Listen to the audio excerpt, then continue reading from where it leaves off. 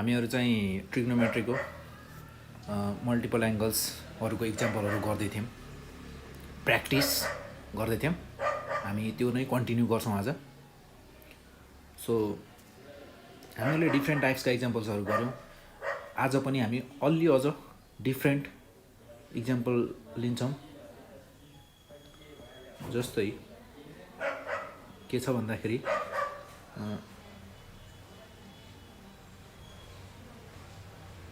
To prove के त हामीहरूको जहिले पनि यो के हुन्छ त हामीहरू लेख्छौँ, कुनै पनि कुरा गर्नु पऱ्यो भने चाहिँ हामी गर्छौँ।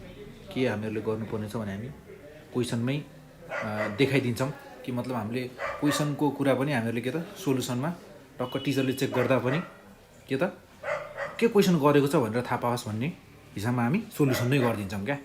टिचरले सोलुसन हेरेपछि क्वेसन नै थाहा पाउँछन् क्या आफै के क्वेसन रहेछ भनेर। टिचरले चेक गर्दा क्वेसन पेपर हेरिराख्नु पर्दैन।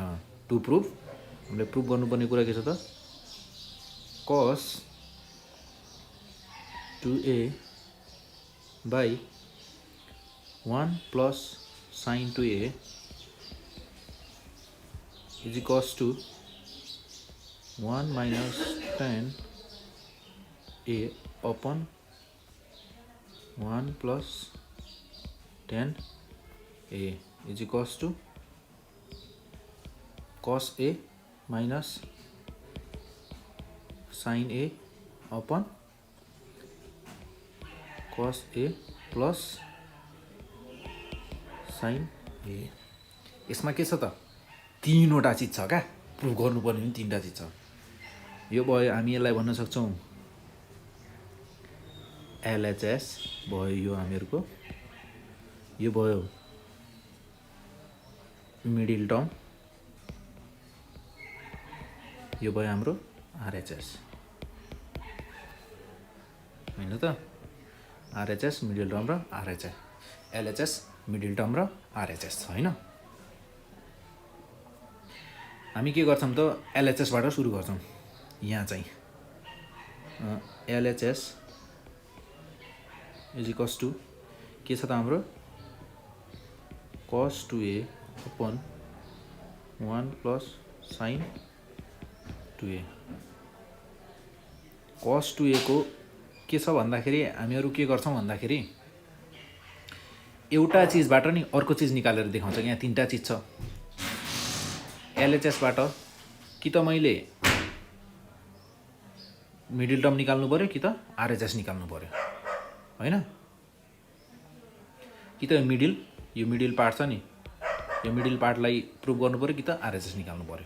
त्यसपछि हाम्रो के हुन्छ त अनि त्यसपछि योबाट चाहिँ कि आरएचएस निकाल्नु पऱ्यो, यसबाट कि मिडिल टर्म कि एलएचएस निकाल्नु पऱ्यो, यसबाट आरएचएसबाट।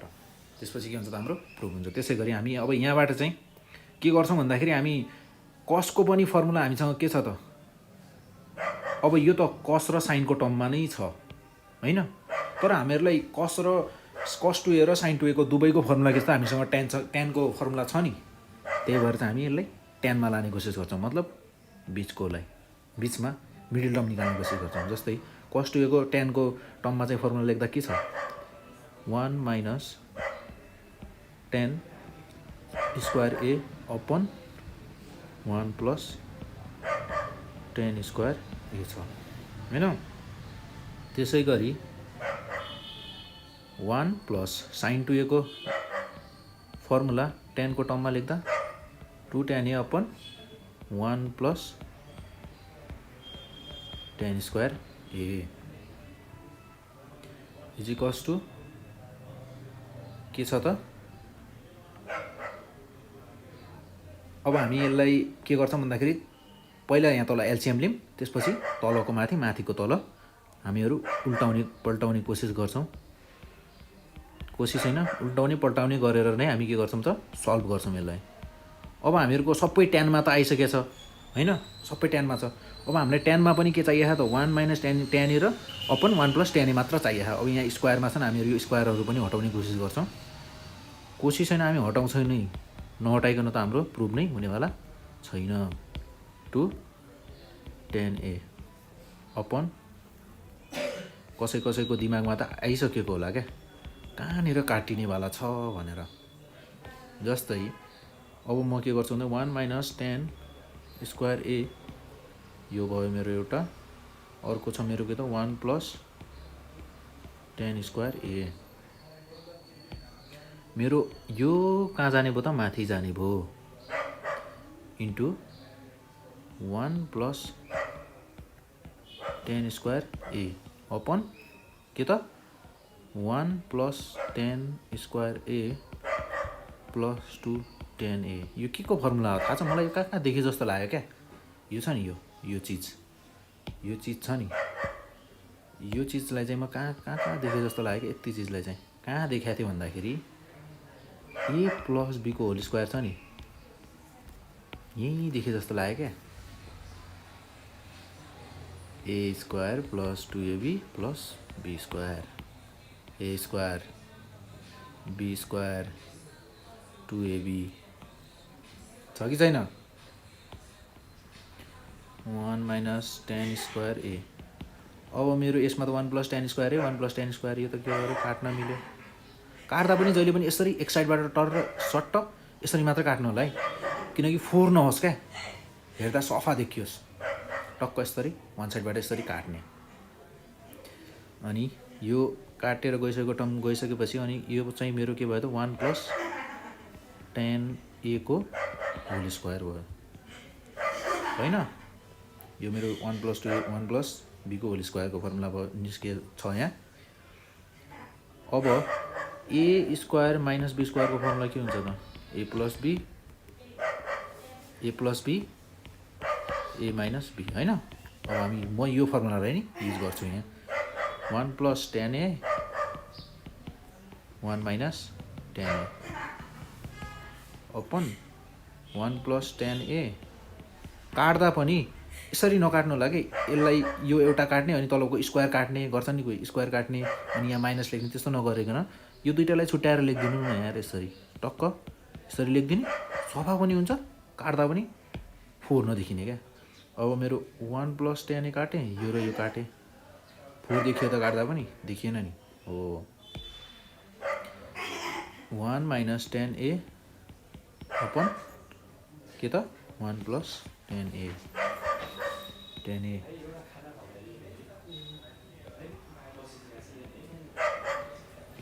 मिडिल पार्ट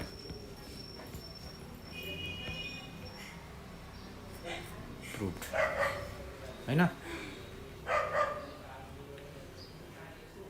अब यो त भयो हामीहरूको मिडिल पार्ट एलएचएसबाट के गर्यो हामीले मिडिल पार्ट प्रुभ गऱ्यौँ। अब हामी मिडिल पार्टलाई नै लिन्छौँ। मिडिल पार्ट इक्वल्स टु के छ त हाम्रो 1 माइनस 10 ए छ 1 प्लस 10 ए। 10 को फर्मुला साइन र कसमा लिँदा के हुन्छ? जस्तै 1 माइनस साइन ए अपन कस ए अपन 1 प्लस साइन ए अपन कस ए इक्वल्स टु एलसीएम लिने कस ए माइनस साइन ए अपन कस ए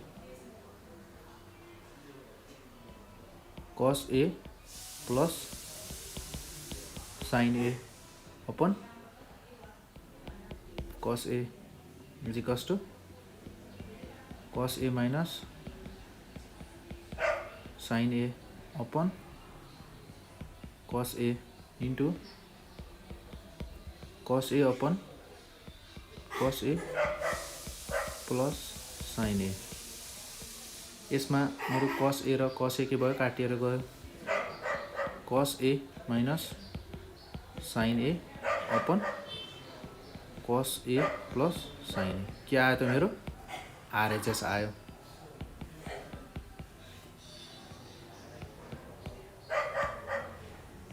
RHS prove.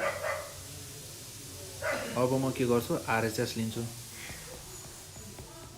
RHS is equals to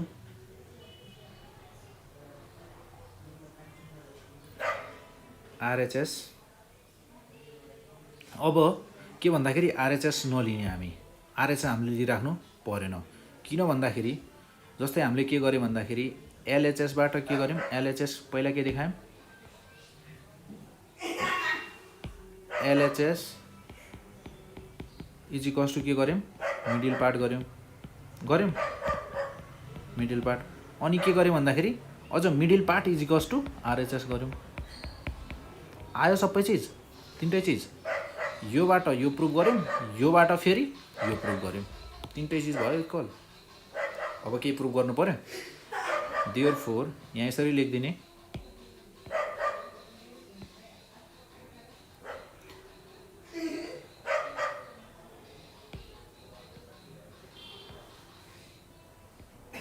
therefore LHS is equals to middle part is equals to RHS. के त यो पुरै पनि प्रुभड। त्यसपछि हामी के गर्छौँ भन्दाखेरि अर्को एउटा क्वेसन लिन्छौँ। जस्तै के भन्छ भन्दाखेरि हैन, क्वेसनले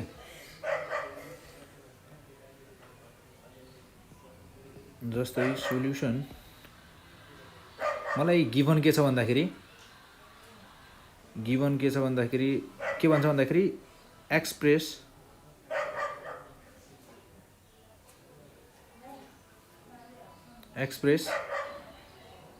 cos 5 theta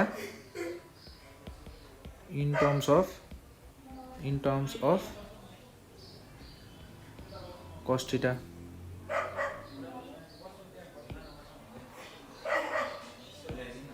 यहाँ यस्तो लेख्न सक्छौँ हामी, to express cos 5 theta in terms of cos theta। cos 5 थीटालाई चाहिँ थीटाको टर्ममा मात्र निकाल्ने भन्छ। जस्तै मसँग छ here cos 5 theta is equals to cos 2 theta plus 3 theta हैन। मलाई cos a प्लस b को फर्मुला त थाहा छ, फर्स्टमा के लगाउने त, प्लस हुँदा के हुन्छ माइनस, ध्यान दिनुपर्ने कुरा, sin 2 थीटा sin 3 थीटा। अब मसँग cos 2 थीटा को फर्मुला पनि छ, cos 3 थीटा को फर्मुला पनि छ, sin 2 थीटा को पनि फर्मुला छ र sin 3 थीटा को पनि फर्मुला छ। म सबै के गर्छु त युज गरिदिन्छु, तर के को टर्ममा युज गर्छु, cos को टर्ममा है, किनकि हामीलाई सबै टर्महरू cos को टर्ममा चाहिएको छ। त्यही भएर म सबै फर्मुलाहरू जति पनि छ नि, फर्मुलाहरू म सबै के को cos को टर्ममा लेख्ने कोसिस गर्छु। कोसिस हैन, लेख्नै पर्छ, किनकि हामीलाई cos को टर्ममा चाहिएको छ। त्यही भएर cos 2 थीटा भनेको के हो त हामीहरूको, 2 cos स्क्वायर थीटा माइनस 1 हैन। त्यसपछि cos 3 थीटा भनेको 4 cos cube theta minus 3 cos theta minus sin 2 theta भनेको कति हो त, sin 2 थीटालाई चाहिँ हामीले के को टर्ममा लेख्नु छ त, cos को टर्ममा, 2 sin थीटा डट cos थीटा लेखेँ। cos को टर्ममा त आयो, तर हामीलाई sin पनि आएको छ, यो sin हटाउँछौँ हामी, हटाउनै पर्छ, किनकि हामीलाई cos को टर्ममा मात्र चाहिएको छ। 3 sin theta minus 4 sin cube theta हैन। त्यसै गरी यहाँ छ, अब जस्तै म अब यहाँ के गर्ने भन्दाखेरि मल्टिप्लाई गरिदिने क्या। जस्तै मैले 2 cos स्क्वायर थीटाले यो दुवैलाई मल्टिप्लाई गर्नु पर्यो, 4 2 जा 8 cos square theta minus 6 cos cube theta. यहाँ 2 छ, यहाँ चाहिँ हाम्रो के हुने भयो भन्दाखेरि यहाँ चाहिँ 5 होइन cos 5 हुने भयो, किन भन्दाखेरि यहाँ पावर 2 छ, यहाँ 3 छ, 3 + 2 5 cos 2 cos स्क्वायर थीटाले 3 cos थीटालाई मल्टिप्लाई गर्दा के हुने भयो त, यहाँ अगाडि प्लस छ, प्लस माइनस माइनस, 3 2 जा 6 2 3 जा 6 cos स्क्वायर थीटा कस स्क्वायरको माथि 2 छ, 2 + 1 3। सो त्यसै गरी -1ले पनि यो दुइटैलाई मल्टिप्लाई गर्दै जाने, मल्टिप्लाई गर्दा जाँदा के हुन्छ त -4 cos square cos cube theta +3 cos theta minus के गर्ने त यहाँ पनि मल्टिप्लाई गरिदिने, यहाँ पनि मल्टिप्लाई गर्दै जाने cos theta +8 sin to the power 4 theta dot cos theta. अनि अब म के गर्छु भन्दाखेरि लाइक टर्म्सहरू जसको पावर सेम छ नि म तिनीहरूलाई चाहिँ एउटै ठाउँमा लेख्छु क्या। जस्तै यहाँ 6 cos क्युब 8 क्युब भएको अरू कहीँ छ, क्युब भएको टर्महरू छ अरू कहीँ। जस्तै यहाँ 4 मा यो पनि क्युब हो है, यहाँ 6 + 4 10 cos क्युब थीटा। त्यसै गरी अर्को हामीहरूको +3 cos थीटा। अरू कुनै छ त cos थीटा मात्र भएको टर्म छ त कुनै छैन नि, हो माइनस यो अब sin स्क्वायर थीटा छ, मलाई चाहिँ के चाहिएको छ भने कसको टर्ममा मात्र चाहिएको छ। मैले के गर्छु त 1 - cos स्क्वायर थीटा भयो। अब कसको टर्ममा गयो यो पनि, अब के छ त हामीहरूको कसको टर्ममा लिन बाँकी sin टु द पावर 4 छ। अब यसलाई लिँदा चाहिँ कसरी लिने भन्दाखेरि 8 cos theta sin to the power 4 लाई लिँदा चाहिँ 1 - cos स्क्वायर थीटाको के हुने भयो त स्क्वायर। कसरी यो म भन्छु यहाँनिर। जस्तै sin स्क्वायर थीटा हुँदा के गर्थ्यौँ हामीहरू 1 - cos स्क्वायर थीटा भयो। तर अब हाम्रो के छ sin स्क्वायर थीटा छ नि यसको पनि स्क्वायर छ क्या। अब के हुने भयो त 1 - cos स्क्वायर थीटाको पनि स्क्वायर। त्यही भएको यहाँ, अरू केही पनि भएको छैन, म्याजिक भएको छैन। म्याथ हो, म्याथ आफैमा म्याजिक हो। म्याथमा म्याजिक भएर कुनै पनि टर्म आउँदैन। म्याथ भनेको हरेक स्टेपबाट अर्को स्टेप आएको हुन्छ। यदि आएको छैन भने के छ त मिस्टेक हुन्छ। माइनस अब यसको चाहिँ हामीहरू यसरी सिधै सिधै लेख्न सक्छौँ +3 cos थीटा माइनस अब यहाँ के गरिदिने मल्टिप्लाई गरिदिने 6 cos थीटाले हो 6 cos थीटाले हो गर्ने 6 के त cos theta +6 cos cube theta +8 cos theta 1 लाई मल्टिप्लाई गर्दा चेन्ज भएन। अब म के गर्छु a - b को होल स्क्वायरको फर्मुला खोलिदिन्छु 2 cos square theta plus cos square थीटाको स्क्वायर के हुन्छ cos to the power 4 theta हैन। अब यसलाई म के गर्छु भन्दा 8 cos 5 थीटा छ हैन माइनस अब यहाँ मेरो यहाँ क्युब छ नि, मेरो यहाँ पनि क्युब आइसकेको छ क्या 6 cos क्युब थीटा छ। म यसलाई के गर्छु माइनस गर्छु -4 cos क्युब थीटा हैन। अनि त्यसपछि छ मेरो यहाँ चाहिँ माइनस किन भन्दा यो दुईटालाई गर्दा 3 cos theta +8 cos theta minus 16 cos square theta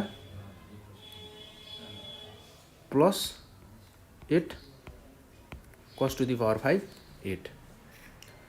अब यहाँ पनि 5 cos टु द पावर 5 यहाँ पनि cos to the power 5 16 cos to the power 5 8 theta minus 20 cos to the power cube theta plus 5 cos theta. यो दुईटाबाट 5 यसलाई र 16 cos 8 to जा 16 यहाँ क्युब हुन्छ 8 टु जा 16 पावरमा 2 छ 2 + 1 3 योलाई र यसलाई जोड्दा 20 यो भयो हामीहरूको 5 थीटाको टर्म क्वेसनलाई चाहिँ हामीले के गरे त cos थीटाको टर्ममा मात्र लियौँ। यहाँ छ त cos थीटा भन्दा अरू कुनै छैन। सो